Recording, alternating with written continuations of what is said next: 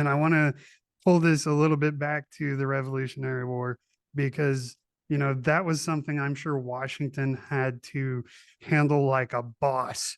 Because, like we said, when his troops crossed the Delaware, a lot of them didn't have freaking boots and they didn't have coats. They were by all stretch of the imagination not fit to fight the battle. Mhm. And burnout, I imagine, at this point in the war was intense.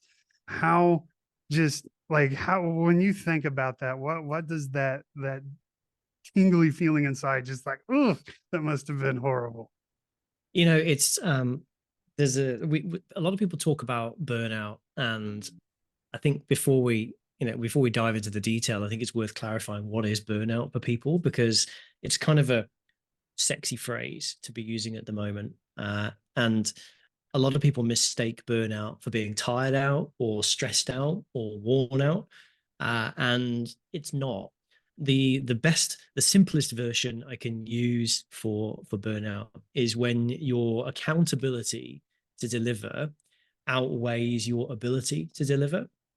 And that could be because you don't know, or because you haven't got the resources or the money or the time or the people, but you're unable to deliver to your accountability, but you still keep trying. And I think, when we look at these poor soldiers who were ill-equipped and, as you say, not fit to fight, they were expected to go into battle and fight.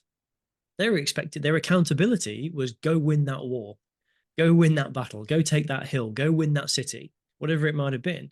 But their ability to deliver was severely hampered by malnutrition, by poor training, by lack of equipment, by um, many times ineffective leadership.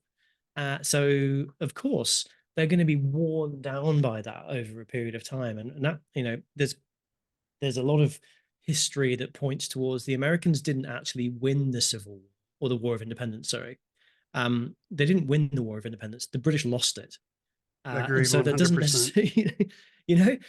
So the burnout was it become a war of attrition in many ways, but the burnout that was happening for many of those soldiers was just this enormous expectation to keep fighting despite the odds, and the British just happened to mess it up on too many occasions, and thankfully for the Americans, they were rallied by that additional force from Spain and France, with extra weapons, extra supplies, and extra training, which enhanced their ability to deliver to their accountability.